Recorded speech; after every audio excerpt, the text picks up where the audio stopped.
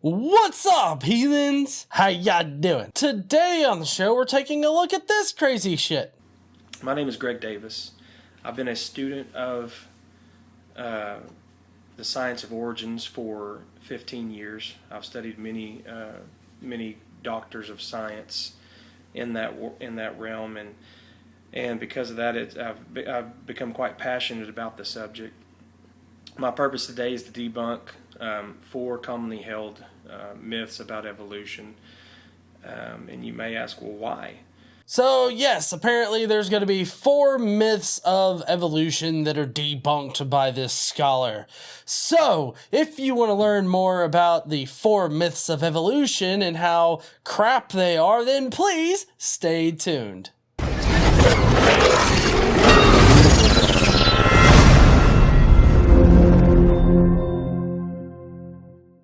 This guy right here. Now, he's an alright sumbitch, but, you know, we gotta hear him out, right? We gotta hear him out, see what he has to say about evolution. He claims that evolution's a fairy tale. We'll just give him a minute to explain himself. 6,000 years ago, okay, an intelligent designer created the heavens, the earth, all the living creatures, planets, stars. 4,400 years ago, there was a worldwide flood. Destroyed everything. Only one family, Noah's family, survived that worldwide devastation. And here we are today. Okay, I'll stop you right there. Thank you for the remedial course on Christian creationism as far as how a lot of creationists see it. I'm glad that we have a foundation now. I wish we knew whether or not you thought the earth was flat too, but hey, we'll take what we can get. 20 billion years ago, nothing came together and exploded. A big bang. Pieces flew everywhere. 4.6 billion years ago, some of those pieces came together, formed the earth. 3 billion years ago, after acidic rain rained on rocks, primordial life emerged from a primordial soup. From that one single-celled life, right about there, man evolved from monkeys. And then just a tad bit over, here we are today. Oh my god, that is the worst rendition of so many scientific theories, like Big Bang, abiogenesis. Well, abiogenesis isn't a scientific theory yet, but evolution, that is a scientific theory and a fact. And I've never heard a worse rendition of it. I mean, honestly, if that is the route you're going to go with how I know the universe to have come into existence, then I'm just going to sit here and say that Colonel Sanders lit a fart as he was trying out new fried chicken recipes, and he created the universe. And then humans and animals, well, those are just his little turd nuggets that he played with and fashioned into little people and animals. That's just about as close to your version of creation as you are to my view on the Big Bang, abiogenesis, and evolution. So it's not 20 billion years ago. It was 13 billion years ago, 13 and some change. You know, it was about 4 billion years ago, I guess, that the Earth formed. But it's not like something exploded and there's all these pieces going about everywhere and shit. And just, everything was woo, floating around everywhere. And then just randomly 4 billion years ago, the Earth just sort of meshed together in like a huge, testicle around a sun and formed. Like, we have scientific theories from physics, astrophysics that can explain how planets form and all that other stuff. With the Big Bang theory, we have the cosmic microwave background radiation, and we can see it. We can see the radiation from, the very beginning of the universe. So we have pics for it, but you don't have any pics for the shit that you're talking. When he gets up to the whole abiogenesis part, it wasn't like acid rain fell on rocks and then all of a sudden a single-celled creature was living and then it turned into a human. like that's nowhere near what in the fuck happened. There's a lot of time between the formation of the Earth and when single-celled organisms started to appear. We don't know the exact mechanism for how they appeared. We don't know if it was panspermia or maybe there was like an RNA chemical reaction that happened over long periods of time and formed a single-celled creature. But from that single-celled creature, that it wasn't just one single-celled creature, it would have just been single-celled creatures started to form. Like it was a chemical process, so it would have been able to duplicate in multiple places. So it wasn't only just one single-celled creature. And of course, evolution takes its path from there. Of course, he's going to shit on it. He's going to take a big load of dump on it. And we're going to figure out here in a minute. Two worldviews, two stories. Which do you believe? My name is Greg Davis. I've been a student of the science of origins for 15 years. I've studied many doctors of science. Okay, I'm going to stop you right there. Whatever, Craig. I can't remember what your name is. Craig, I'm going to call you Craig. Craig, I can guarantee you haven't been studying this shit for 15 years. I mean, I would think that if you had been studying it for 15 years, you wouldn't have described evolution and the Big Bang and all of that as something as remedial as like, oh, the bang happened, pieces went everywhere, and then one day it just all collided back together and formed the Earth.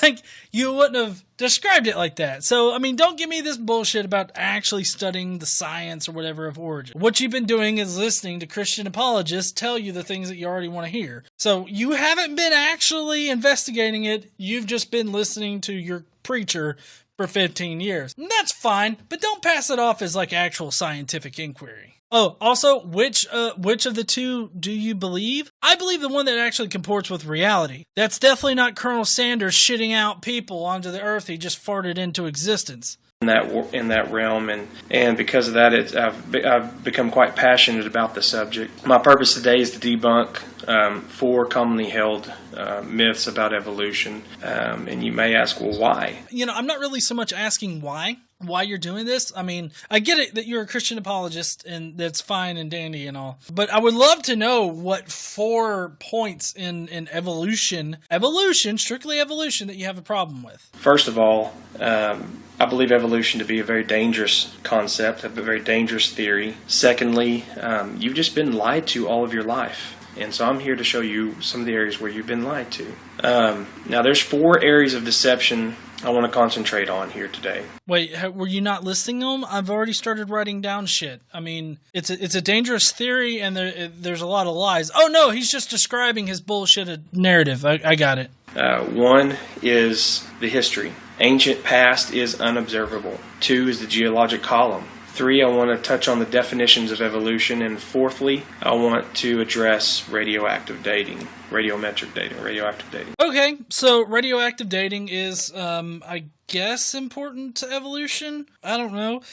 For one thing, it's not a dangerous theory. You know what would constitute as a dangerous theory? I would describe a dangerous theory to be anything that doesn't comport with reality. You know, creationism. Another thing, lies.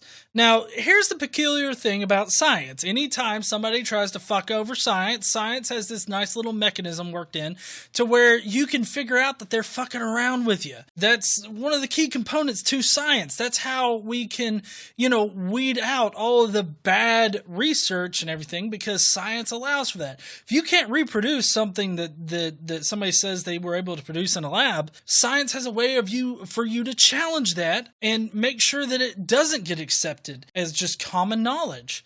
So that's a very important fact about science. And now he's going to go through the history, geological column, definitions of evolution, and radioactive dating. Getting back to the 4 areas of deception.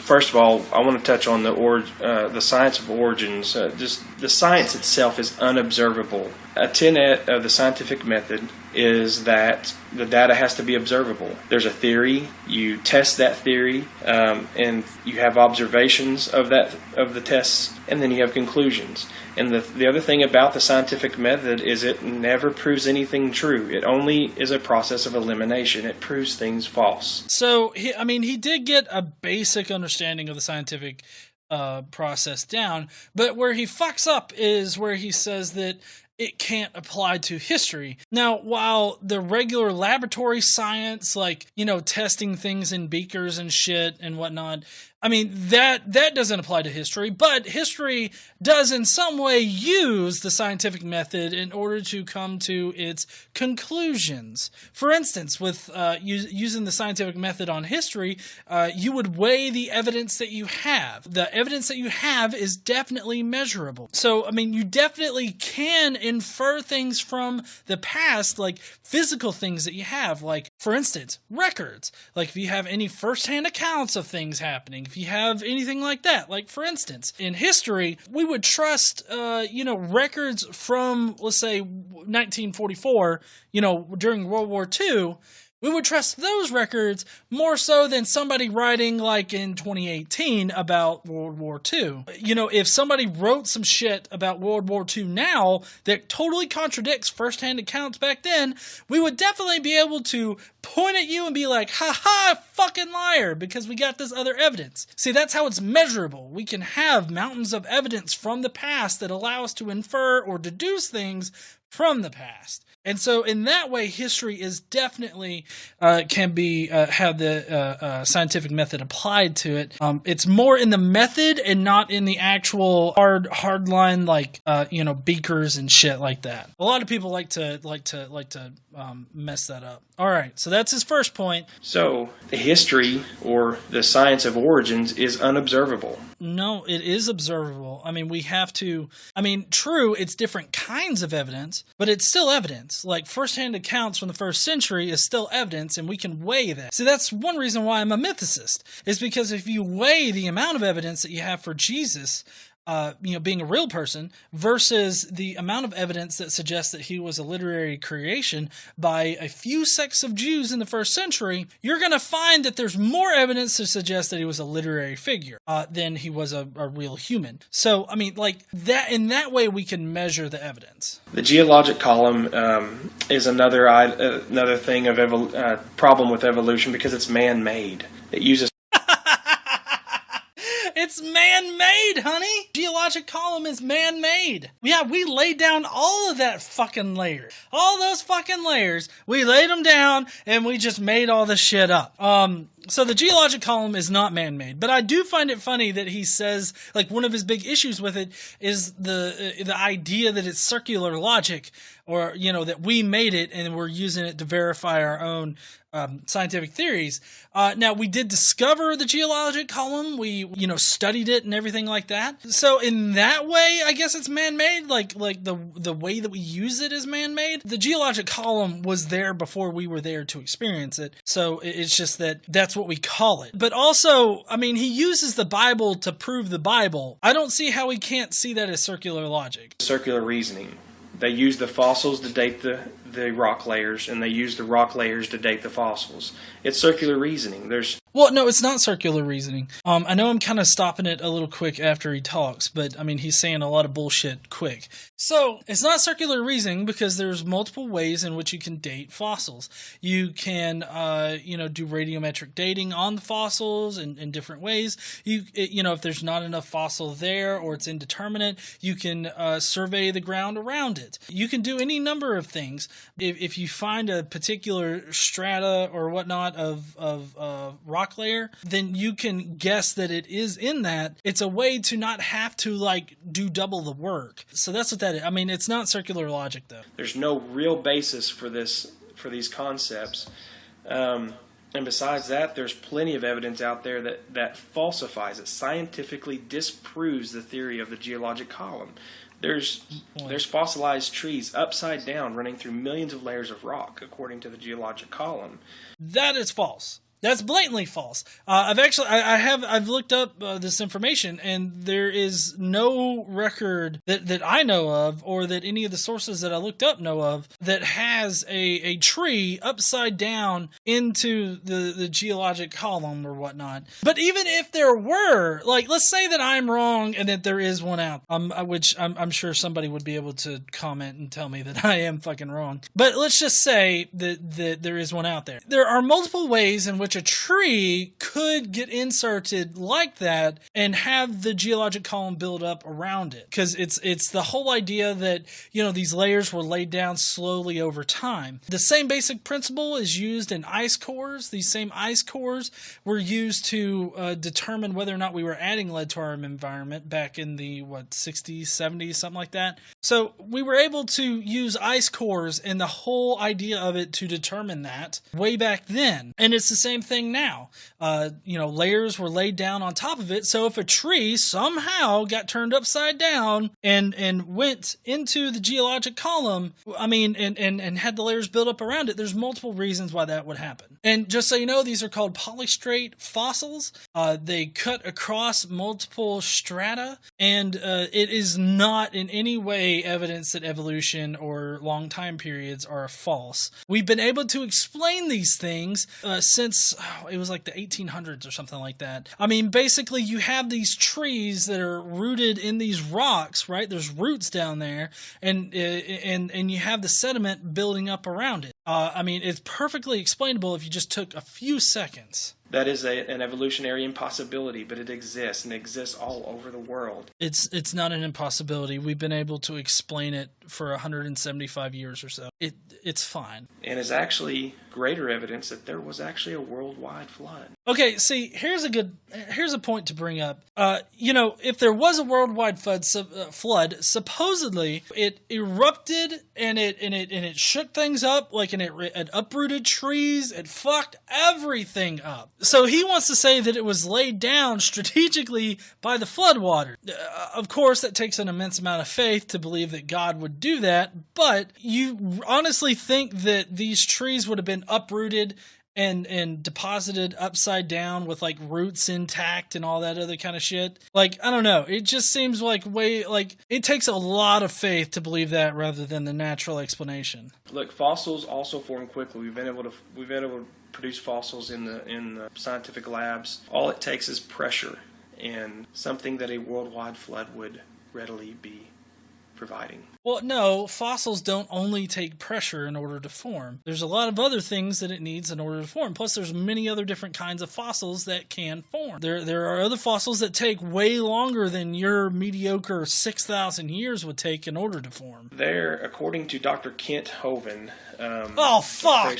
God damn it, not Kent Hovind. Jesus Christ, he's like the spiked dildo of the fucking Christian community. Science evangelism. There are 6 definitions of evolution. Evolutionary scientists like to lump them all together. They don't like you to divide them out, but here are the 6 definitions of evolution. There's cosmic evolution. It's the Big Bang, the origin of matter. There's chemical evolution. That is the origin of chemicals. There's planetary and stellar evolution, the origin of the stars. Okay, he's saying that those are the origins of things. It's not the origin of it. Of course, it can explain how they came to be, and you can extrapolate, how, going far back, where they started. But that's not the primary reason for those theories to exist. Cosmic evolution can explain to you why planets form and how they form and why they form the way they do. Cosmic evolution can tell you why there's probably another Earth-like planet out there. And then there's chemical evolution, which can tell you how different chemicals form and all this other stuff. So it's not an origin thing. It's about how shit changes over time. That's its primary focus. Organic evolution, the origin of life, coming out of the primordial soup I mentioned earlier. There's macroevolution, change from one kind into another. Okay, so he's about to get into the whole micro fuck. Okay, for one thing, biological evolution, macroevolution, microevolution, they're all just evolution. That's all that is. What you were talking about is abiogenesis. It's not evolution. It's a totally different process. That's the one that takes a leap of faith. That is the one where they're saying that we came from apes, humans from apes, that dinosaurs came from birds, or maybe it's the other way around. What? Yeah, he studied this for 15 fucking years, but he doesn't know if dinosaurs came before birds. So, man, it's tough for me to take you seriously at this point. After, invoking Kent Hovind, and now you're talking about, how macroevolution is different from microevolution, which it's not. I don't know, man. You're not selling me on this whole, I've studied this for 15 fucking years. Anyway, it's changing from one kind of creature to another. That is macroevolution. No, it is just evolution, and we don't even know what the fuck you mean by kinds. What the fuck do you even mean by kinds? Never been able to get a good answer out of this. If it's two species that can't breed, then you're going to have a lot of trouble explaining why various species that look similar can't breed. But then if you're going to say, oh, well, they got to look different, that just sounds like a really remedial way in order to categorize animals. I mean, it's almost like you're a fucking caveman going out there like, that right there looks different than that. That wolf, that hippo. Then the wife gets pissed off because he called her a hippo. Microevolution, on the other hand, are variations within the kinds. There's lots of different kinds of people within human beings. Darwin's finches are a great example of microevolution. It is the only form of evolution that is actually observable and can be proven, has not been falsified through the scientific method. Earlier you said the scientific method was here to prove things false or whatnot. The scientific method is just to test the falsibility of your theorem or your theory or your hypothesis, rather. Like, that's what it's meant to do. And if you can't prove that the hypothesis is false, then you've got a pretty good road for like a scientific theory. I mean, hypotheses are where all scientific theories start. The finches are proof of evolution. They're not proof of microevolution. Microevolution over long periods of time is macroevolution. Recently, there was a group of finches on the Galapagos Islands, the same ones that he's talking about here, where a bird from outside of the community came in, started reproducing, and created a whole new species. It's really ridiculous for these creationist people to talk about how microevolution's a thing, but macro isn't. Just because we can't see like a dog shit out a goddamn cat doesn't mean that it's not real. Well, okay, the dog shitting out the cat isn't real, okay? But that's also not how evolution works. But the problem with microevolution, it is the one form of evolution that will constantly be used to supposedly prove the other forms of evolution. Because evolution is evolution. I mean, the other forms of evolution you were talking about, being the cosmic and chemical, I mean, those are different subjects, so they don't really apply to organic evolution or biological evolution. Biological evolution is biological evolution. You can't separate it out into micro and macro. I mean, that's not how it works. Radioactive dating is something else that is severely lacks evidence. It's used to date fossils, rocks, bones, etc. According to Dr. Henry Morris, it relies primarily on three assumptions. One is there's a closed system. That never happens in nature. Two, the system has to start without any daughter elements, meaning there was nothing there beforehand, and so it started from nothing, which is evolution is riddled with this kind of concept. At any rate, well, no, okay, for one thing, evolution is not riddled with circular logic. Another thing is that there doesn't have to be, like, no daughter elements for it, but also, like, the elements that we use for radioactive dating are primarily chosen because they're gonna have, like, low amounts in them to begin with. You can take, like, you can account for, like, the background of something. Like, you can account for how much might have been there or whatnot. You can account for all of those things. You can account for them. You can adjust for them. I'm betting he's going to question the constant decay rate. We know that it's a constant decay rate, but I guarantee you he's gonna shit on himself about that. That doesn't happen in nature. Also, closed system.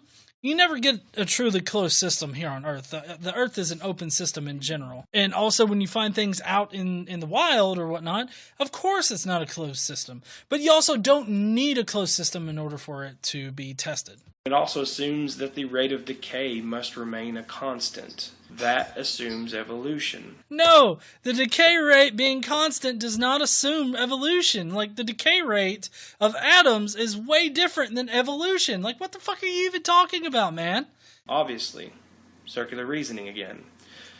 If the creation events happen where an intelligent designer created and then there was a worldwide flood, that would disrupt a constant decay rate. Okay, you heard it here, people. The worldwide flood affected the nuclear decay rate of isotopes, of atoms. The worldwide flood affected the decay rate of atoms. Well, I'm fucking done with this shit. Just, it's over, man. It's over. The flood did not affect the decay rate of isotopes. And the other thing that's bad, that's terrible about radioactive dating is that it results in all sorts of figures, and then scientists routinely go back to the geologic column to select the results that best suit the theory. No, that's not how you use the geologic column. I mean, you can use a geologic column to get approximate dates for whatever fossils you find in there, but if you really want to know like how old a fossil is, then you can radiometrically date it. Of course, you're saying that it gives you all these wild fucking numbers. Well, that's why you have to use the correct tool for the job. So, like, you can't use radiocarbon dating on something that's more than, like, I believe it's, 5 or 6,000 years old, maybe? Maybe it's 50. I think at about the 25,000 mark, radiocarbon dating, it gets really wonky. But that's why we have other methods in which you can determine it. It also depends on the material that the fossils formed in, because most likely the fossils are going to be rock or minerals, because in the fossilization process the minerals replace the bone that's being fossilized. There are other versions of fossilization that don't necessarily do this, but it's where basically, like you see it a lot with plants, basically a mold forms over it. And when you find it, what you find is kind of like the mold of the plant.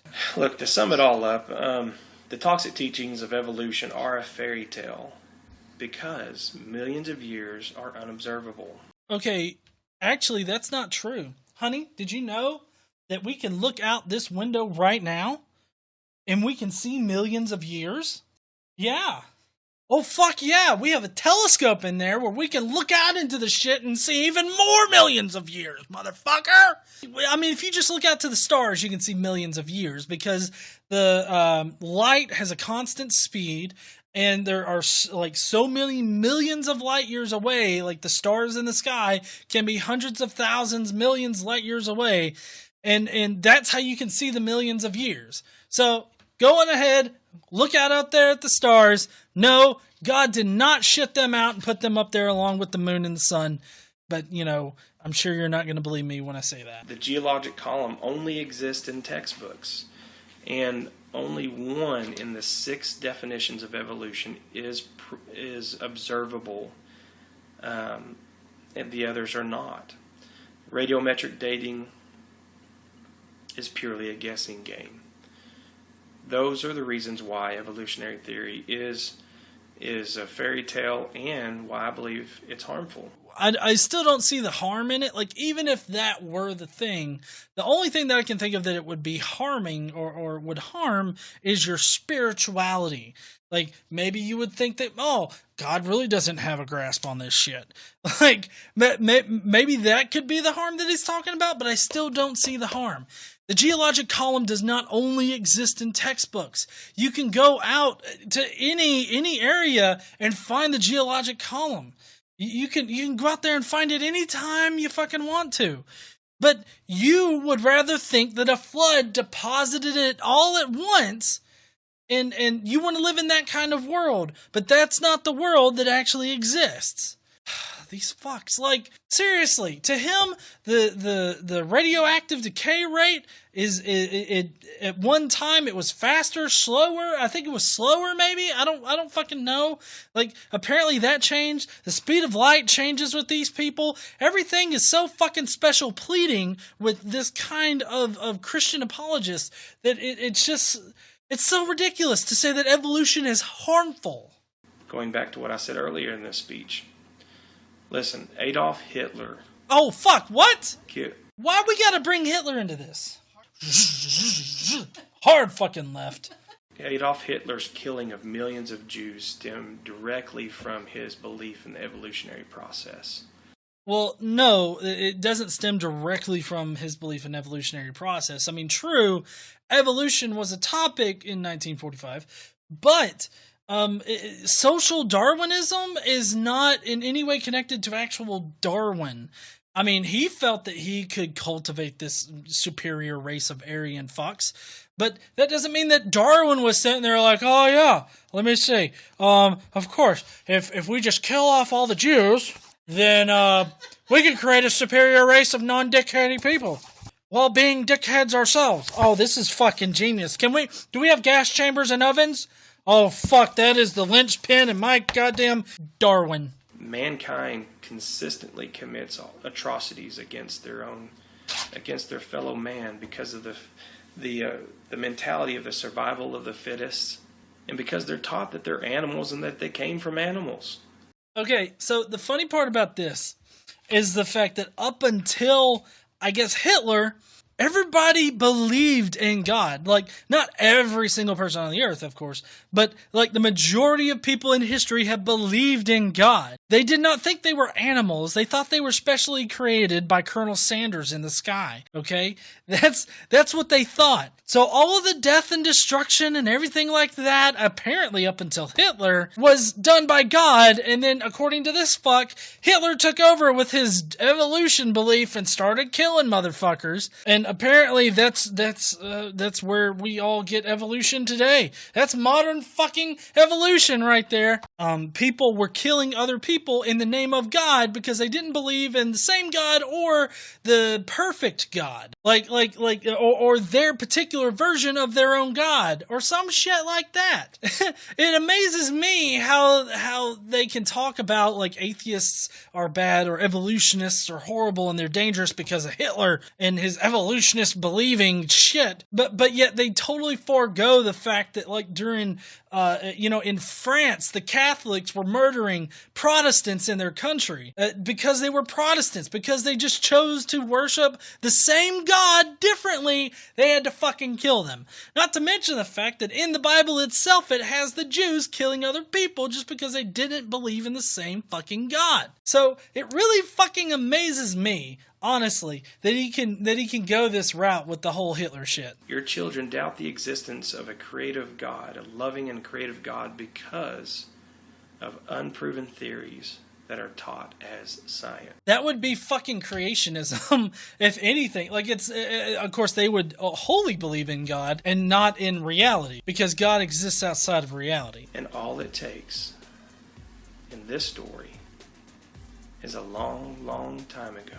A long, long time ago, in a galaxy far away, Naboo was under an attack. Thank you, Heathens, for making it to the end. Have you left your comment with your favorite myth of evolution yet? By far, I have to say the radioactive decay being manipulated by the global flood, that's my favorite. Let me know what yours is down below in the comment. While you're down there, be sure to smash that like button and subscribe if you like this kind of shit. Don't forget to stand up and use your voice. Bye, Heathens.